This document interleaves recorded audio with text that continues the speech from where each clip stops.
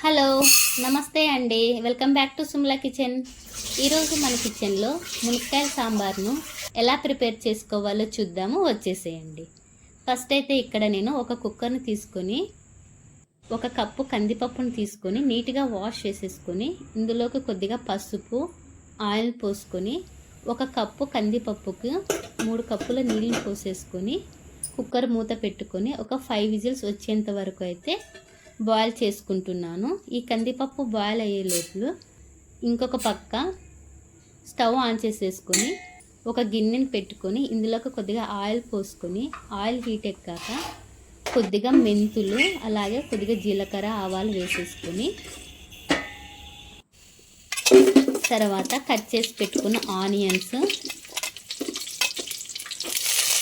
అలాగే పచ్చిమిర్చి కొద్దిగా కరివేపాకు వేసుకొని బాగా కలుపుకోవాలి. తర్వాత మునక్కాయలను కూడా వేసేసుకొని ఒకసారి బాగా కలుపుకోవాలి. అలాగే పెద్ద సైజు 3 టమోటాలను తీసుకొని కట్ చేసేసుకొని వేసుకుంటున్నానండి. ఇవన్నీ ఒకసారి బాగా కలుపుకొని తర్వాత కొద్దిగా పసుపు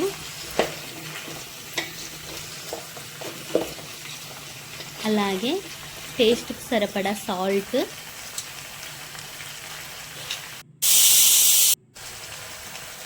అలాగే ఒక 3 స్పూన్ల సాంబార్ పౌడరు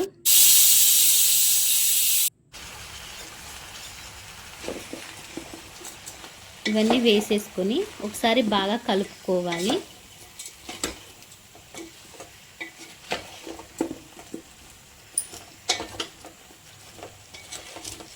తర్వాత స్పైసీ కోసం 1 స్పూను చిల్లీ పౌడర్ని కూడా వేసుకుంటున్నాను. తర్వాత చింతపండు రసాన్ని కూడా వేసేసుకొని ఒకసారి అంతా బాగా కలుపుకోవాలి. మునక్కాయలు బాయిల్ అవ్వడానికి ఒక 2 కప్పులు అయితే నీళ్ళని పోసేసుకొని ఒక 10 మినిట్స్ పాటు హై ఫ్లేమ్లో అయితే బాయిల్ చేసుకుంటున్నాను. అంతలోపు ఇక్కడైతే మనకి కందిపప్పు అయితే బాయిల్ అయిపోయిందండి. ఇలా బాయిల్ అయిన ఈ కందిపప్పును పప్పు గిత్తితో మెత్తగా అయితే స్మాష్ చేసుకోవాలి. ఇలా మెత్తగా రుబ్బి పెట్టుకున్న కందిపప్పును పక్కన పెట్టేసేసుకొని ఒక 5 మినిట్స్ తర్వాత ఒకసారి ఉడుకుతున్న ఈ మునక్కాయలను ఒకసారి బాగా కలుపుకొని ఇంకొక 5 మినిట్స్ పాటు అయితే బాయిల్ చేసుకున్నాం. టోటల్ ఒక 10 మినిట్స్ తర్వాత మనకు మునక్కాయలు అయితే పర్ఫెక్ట్గా కుక్ అయిపోయినాయండి. ఈ ఉడికిన ఈ మునక్కాయలోకి మనం మెత్తగా రుబ్బి పెట్టుకున్న ఈ కందిపప్పును కూడా వేసుకోవాలి.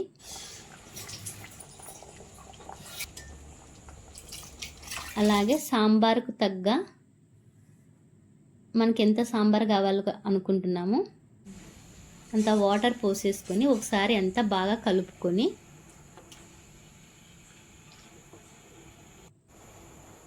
హై ఫ్లేమ్లో అయితే ఒక 7 మినిట్స్ పాటు బాయిల్ చేసుకోవాలి.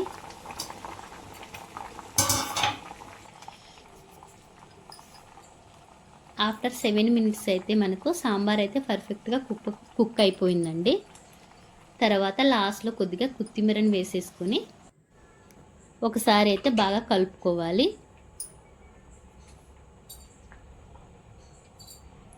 ఇలా రెడీ అయిపోయిన ఈ సాంబార్ని మనమైతే రైస్లోకి అయితే సర్వ్ చేసేసుకుందాం. సో సాంబార్ అయితే చాలా ఎమ్మీగా టేస్టీగా ఉందండి. ఓన్లీ డ్రమ్ స్టిక్ కదండి, అది డ్రమ్ స్టిక్ ఫ్లేవర్ అయితే చాలా బాగా తెలుస్తుంది.